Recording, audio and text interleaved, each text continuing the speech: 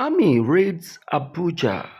Everywhere scatter as they declare takeover of Nigeria. You see wetin we dey talk, my people. Una see wetin we dey talk, but when we dey talk am, dem say we no know wetin we dey talk. See am, everything don red.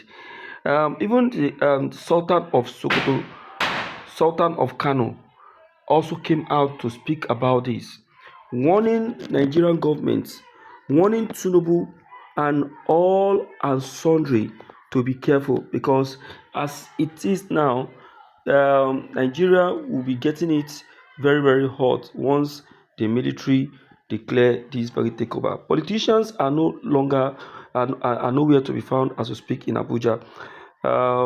Many of them have found their way out of the country because of fear of the military. Yes, now Bola Ahmed Tinubu at the moment is nowhere to be found as well. You see, this is exactly what everyone is even afraid of, and also I've been talking about warning Tinubu. Look, telling him that look, the way you're handling this matter will push the military into doing what they don't want to do, and now you will see the other side of them. My dear listeners, please adhere me this opportunity as I drop this very video for you, but don't forget to like, subscribe, click the bell button and share this video for everyone to be aware, because as it is this very information is very important, so that when it will happen, you will be aware and you will not be ignorant about it. Let's enter the video. We really want to fix this country. We need to have a class. The ruling class needs to have values. Values beyond stomach infrastructure. This leads to misplaced expectations. So there's a role for the central bank. There's a role for the Ministry of Finance. You've got monetary policy, you have fiscal policy, you have structural policies, you have institutional reforms. And yes, I was one of those who commended the appointment of Wale Edun and Yemi Cardoso. These are two gentlemen that I've known for many years, and I have never had any question about their competence. And if you try to assess them, you've got to ask, what were they supposed to achieve? Now, going back to the beginning, you talk about 2012, and you talk about the suffering from removal of subsidy. It's simple arithmetic. If you're paying 80 naira or 65 naira per litre and you begin to pay 160 naira per litre, costs will go up. There will be hardship. And the duty of leaders is to understand that there will be a cost to removing subsidy. And I said in 2012, if you remember from the town hall meeting, to say that there will be hardship is not an economic argument. To say that there will be a cost to removing subsidy is not an economic argument. The economic argument is, this is the cost of removing the subsidy. What is the cost of not removing the subsidy? Are you making a choice? We were in a situation where we had a hedge that we called it was not a subsidy, it was a hedge. You see, a subsidy by definition, the government says, I will pay X% of the price. That is a subsidy. I'll pay 20% of the price, whatever it is. Price goes up, you pay more, I pay more. Price goes down, you pay less, I pay less. What we had in this country is what in risk management you call a naked hedge, the worst possible derivative you can have. The government said to Nigerians, 200 million Nigerians, you will not pay more than X amount per litre on petrol, no matter what the price of petrol is. So all price goes up from $40 to $140, the federal government pays the difference. Exchange rate moves from 155 to 300, the government pays the difference. Interest rates move from 5% to 15%, the government pays. Remember, the price of petrol and what the calculations include the cost of crude, the cost of refined product, the cost of transportation, even interest rates, demurrage. If you look at the template, all of those amounts were being absorbed. The federal government was saying, I have an unlimited pocket.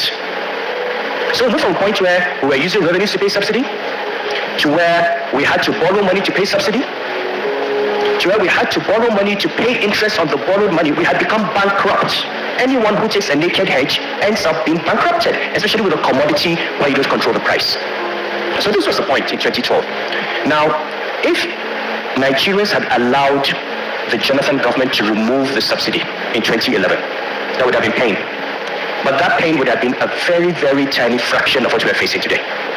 This is the cost of delay. At that time, we worked out the numbers in the central bank, and I stood up and put my credibility on the line and said, remove the subsidy today, inflation moves up from 11% to 13%. I will bring it down in a year. We will not have had 30-something% inflation. Okay, that was where we were. Now people like my friend Kaide Fayemi, and his APC friends had occupied Nigeria, came out on the streets, told us we could not do it. And I remember calling one of my friends.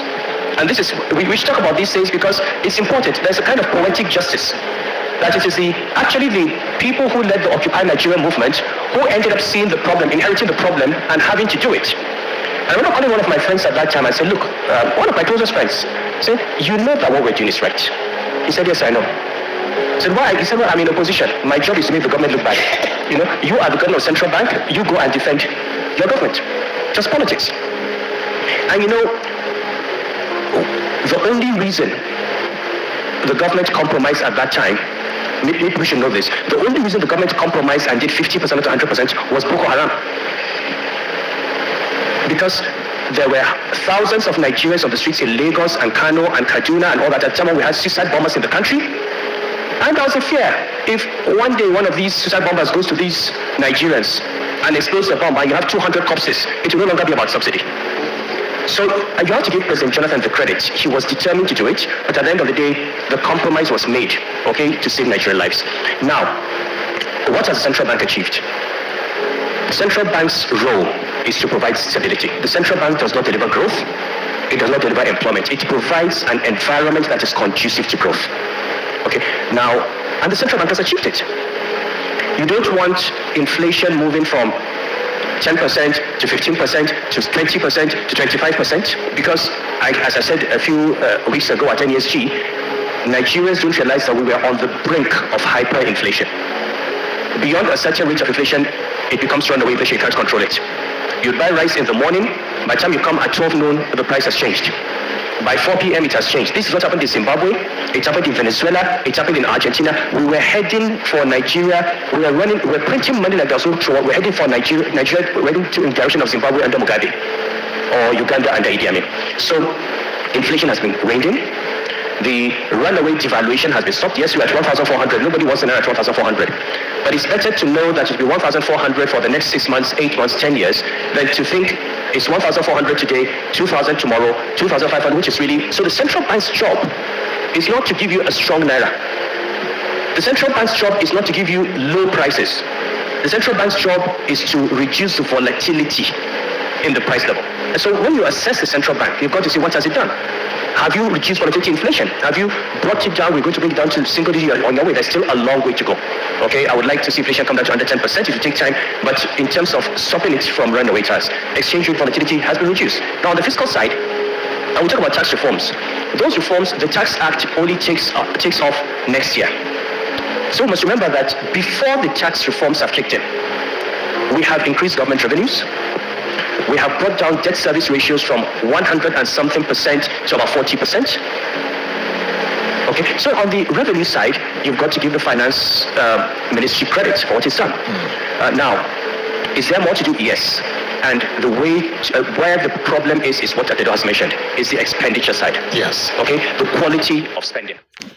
In fact, it's good to be a good financial analyst. This is Sanusi. If many of you that know him, he is also one of the past CBN governor. You can see the way he's breaking the whole thing, the whole financial issues, which he claimed that is one of the reasons why the military are threatening to take over. You can see it's for those people that are saying Tinubu commot subsidy, Tinubu remove subsidy, Jonathan also said that he will remove subsidy.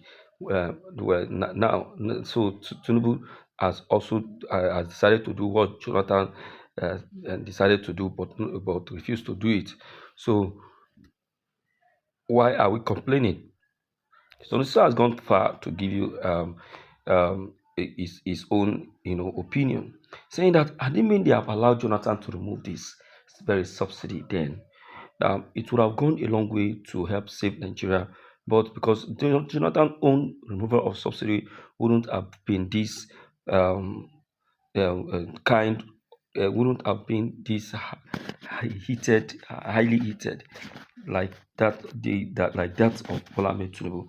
Jonathan's own would have been, very very minor. It would have been a very minor one. It would have been a very little one. It wouldn't have been this high, you know, and it wouldn't have been this hyperly increased subsidy like that of Bola Ahmed Tinubu. So, my dear people, I will once tell you that Sanusi has just said it all and nothing more than that. So yeah, we also contribute to this crisis and this very situation. So that's why I say now all of us could share from this very crime where we just commit. So please help share this video. Let everyone have a duplicate and a copy of this because enough is enough.